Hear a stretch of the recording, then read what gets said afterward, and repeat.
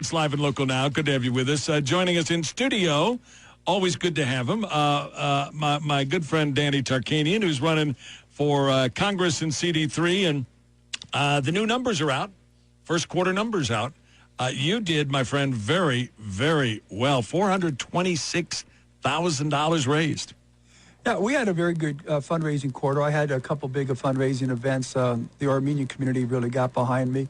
But you also have to understand I was running in the Senate race, and you need to raise money and should raise more money in the Senate race. The key is to keep it going now that I'm in the congressional race, and so far in the first 3 weeks, I've been doing very, very well with my calling and stuff. In fact, we were comparing it with other candidates, and it's like 7 times. You raised $426,000. You have $700,000+ in the bank, and that fundraising number, that $426,000, is like 7 times your nearest competitor. Yeah, well, look, some of that was my money I put in because I was going to use that in the Senate race, and I will use it here in the congressional race if need be. But again, you're not talking apples to apples. I was in a different race, and I had to raise more money to be viable in that race. But the bigger problem for my opponents in the primary is they just didn't raise any money this quarter. In fact, I think Eddie Hamilton was right up there with everybody else with the amount of money that was raised. And the other thing you got to take a look at, which is a little misleading, I listened to you coming over here, was what cash on hand each candidate has.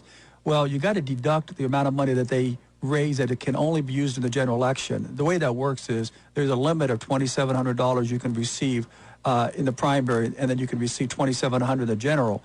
You can receive it all at once, but you can only spend the primary money in the primary. So, some of the candidates have much less money than you refer to on the station, which makes it very difficult for them to be able to run any kind of a campaign and get any message out. Looking beyond the primary, and I know you are not looking beyond the primary, but Susie Lee has raised a ton of dough, yeah. But she's a rich woman unto herself.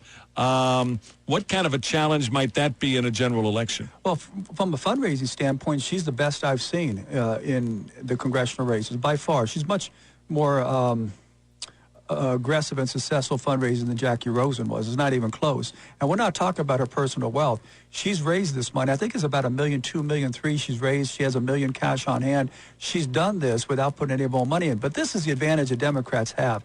They have this group, it's called Act Blue, and it's a national, millions of Democrats across the country participate in Act Blue. And what happens is the leadership of the Democrat Party says, hey, this congressional candidate needs help. So send her a small donation. So they do that. And in the 2016 race, Jackie Rosen raised $1.8 million, but of that, $600,000 came from Act Blue, which means she didn't call anybody for that money. It just comes into your account. Well, in this last fundraising report, Susie Lee raised $182,000 from Act Blue, and looks like they got something else called Act Blue Technical now, and they raised $20,000 for her in that. So over $200,000 of her $500,000 came from this national fundraising organization that the Democrats have that she didn't have anything to do with. Okay, when it comes to Susie Lee, I know nothing about Susie Lee other than what you always hear about her. She's a philanthropist, which means she raises money for good causes. She's a fundraiser.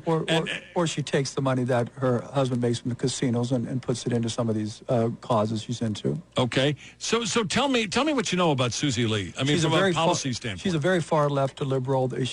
Her policies are so extreme. I mean, where you stand for abortion, that's not the issue, but she's okay to have abortions up to the time of birth. I mean, there's no limits on where she's willing to go. She's for open borders. She believes we should have. She's for sanctuary cities, a big defender of sanctuary cities. She wants to take away all your gun rights. You won't have any more gun rights. It's an easy differential between her and I.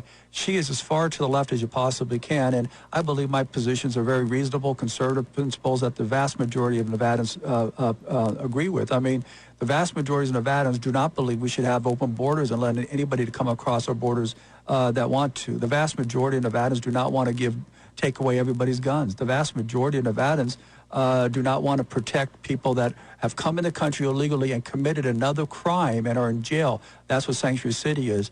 So her positions are way too extreme for the people in CD3, and I believe we'll be able to point that out very clearly in the general election. Let me just ask you, how much opposition research have you done? I know everybody does oppo research.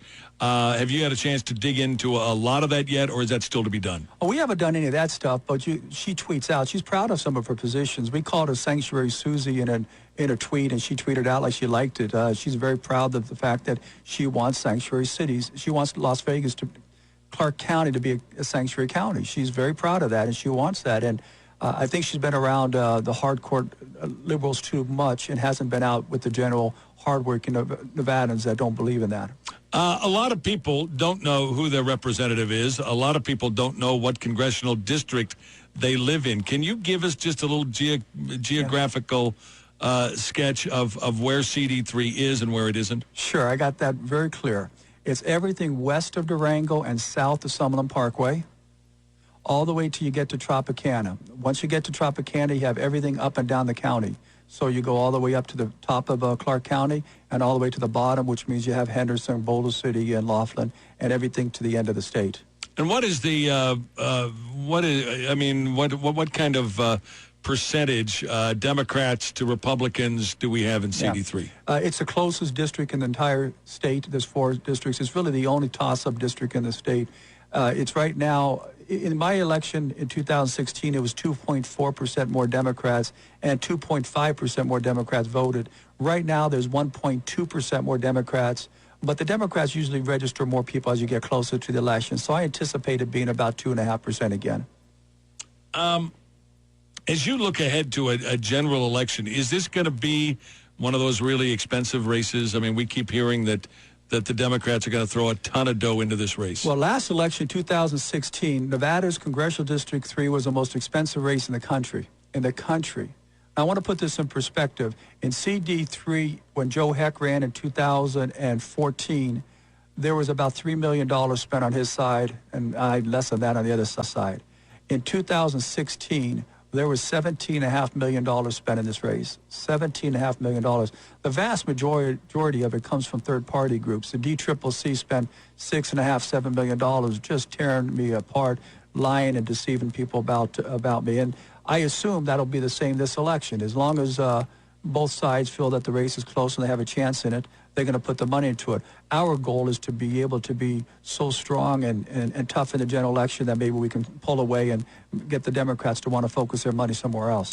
I want to ask you about Barbara Bush, who passed away yesterday at the age of 92. It's just a poignant story that was told from people that were in the room at the time of her death, that George H.W. Bush held her hand to the very end, to the very last breath. What an amazing couple they have been for so many years, and maybe the last of an era when it comes to first ladies. Well, I don't know anybody, even on the Democrat side, that didn't like Barbara Bush until I read this article today about a Fresno State professor. But Barbara Bush was extremely noble, dignified, non-controversial. It's hard not to like her. I mean, she didn't do anything that could really get anybody upset at her. And it's unfortunate she passed, but it's happening to people, and she certainly was up at that age. It happens to everybody. That's a hard cycle of life. Yeah, it is. And what is amazing, what is amazing about this is that she, to the very end, was telling it like it is. Yeah. There was no pretension. There was no. If she thought it, she said it, but she said it in a way that that it was civil and not the way you see now, where people they curse and they.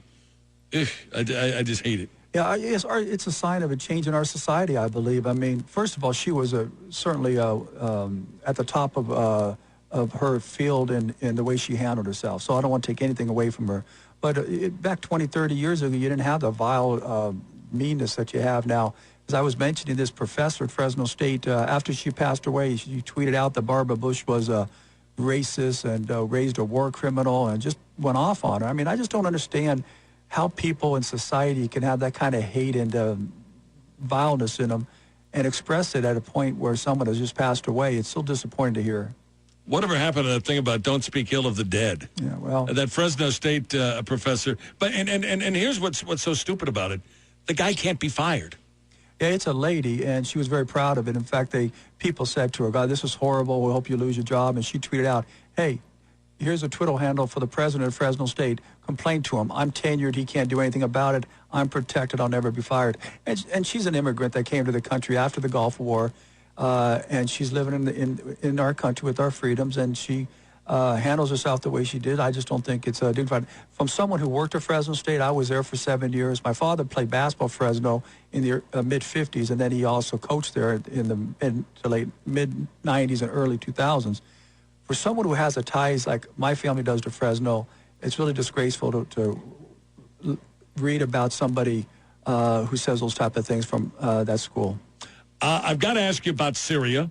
The president on Friday night spoke to the nation, announced that they were having airstrikes, precision airstrikes against Syria. First of all, did you support going in with airstrikes? I don't think President Trump had a choice. One, he drew the red line. Unless you're President Obama, you got to follow through when you draw the red line. You know, if you don't, you lose all credibility. And they are. I mean, when you allow chemical weapons or nuclear weapons to be used in our society, and you don't do anything about it, it's going to proliferate even worse, and more people are going to die. But we shouldn't be out there on our own, and that's what I liked what President Trump did. He got two of our biggest allies to be a part of it. It's unfortunate we don't have the entire world that says, hey, we need to take a stand for this. We're not going to allow it to happen. For Russia to protect Syria, it's so shameful, because what's going to happen when the shoes are on the other foot, and one of Russia's allies are getting hit with chemical weapons? What position are they going to take? Of course they're going to protect them. The whole world should be aghast at anybody in any regimen that uses chemical weapons. I'm curious, the president at one point, in fact, just a couple of weeks ago, was declaring that he was going to pull troops out of Syria, American troops. Then Macron, the president of France, I guess cajoled the president into leaving his troops there, at least for the time being. Should we have a military footprint in Syria right now? That's the best question we've had on this interview so far, and it is a divide between some people in our country. I was really stunned to read Lindsey Graham, although he doesn't stun me too much anymore. I expected his comments about the top secret meeting that he and other senators had. It was a briefing by President Trump about what they did in Syria. And he came out saying it's horrible. President Trump's going to pull out of Syria. He doesn't want to keep the troops here. We're going to turn it over to Russia.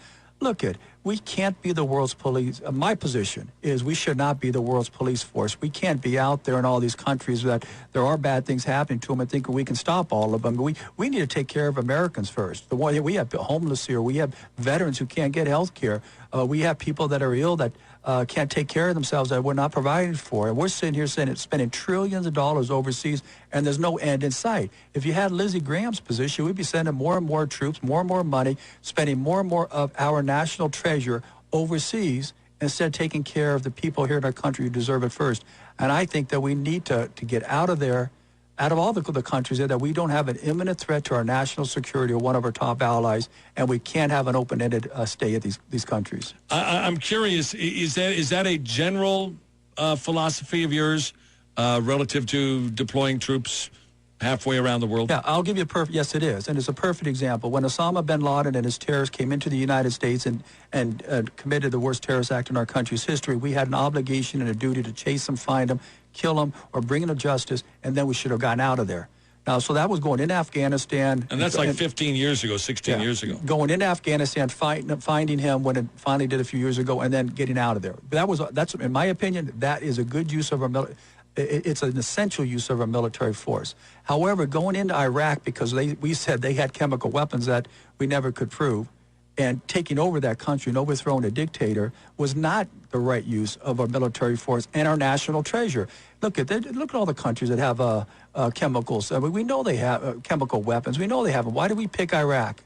What have they done? What national risk and security risk were they to the United States? And look what has happened to us. We've been fighting them now for 17 years, and you start talking about pulling out. And then the rest of the Middle East, Obama went into Libya. He went into Egypt. He went into Syria. And we have a quandrum over there. We don't know how to get out of it.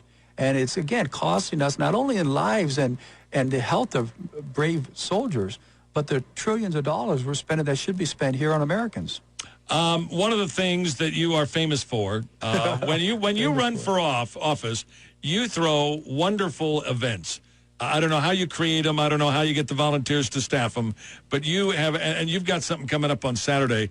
What a brunch with Tark? It's a brunch with Tarkanian and our staff. We want to bring people in and get them excited about the campaign. It's at 11 o'clock at our campaign office, which is the old Trump office next to the airport. And we're going to have some speakers that are going to show up. I'm hoping that you'll make an appearance and say some kind words if you're available. Of course I will. It's at 12 noon. The speakers are going to speak. We're going to have brunch at 11. I would like to invite anybody who's interested in coming by to come by and participate in it. I love that. You always, and your things are always fun. Well, let me tell you, you know very well I have nothing to do with that. I show up and I do my part. I got the greatest people that work on our staff that put these things together. Lois Choate and Peggy Brandt, Judy Flynn. These are people that have volunteered their time and have made our campaign a real joy to be around and to participate in, and I can't thank them enough. And if people want to know more about Brunch with Tarkanian? They can go to our website, tarknv.com. Our phone number is there also on the website. You can call and we can give you more information about it. And if people want to donate, I know you had a great quarter. Now, but you're not done. You're not done. When you talk about a great quarter, Susie Lee has, 30% more money than I have. So it's not a great quarter. She's beaten me pretty good right now. We need to catch up somehow. So sure, we need all the help we can have. This is the most important congressional race in the country. Virtually everybody that follows politics will tell you that. It's one of the few districts that can go either way. It's an open seat in one of the districts that can go either way. The Democrats are pouring their resources into Susie Lee. I need the Republican Party to do the same for us. And so any help they can have, again, you can go on tarknv.com and you can make a contribution. I love it, Danny. Thanks for coming in. We'll do it again soon. All right. Thank you very much. That's Danny Tarkanian joining us, running for Congress in CD3.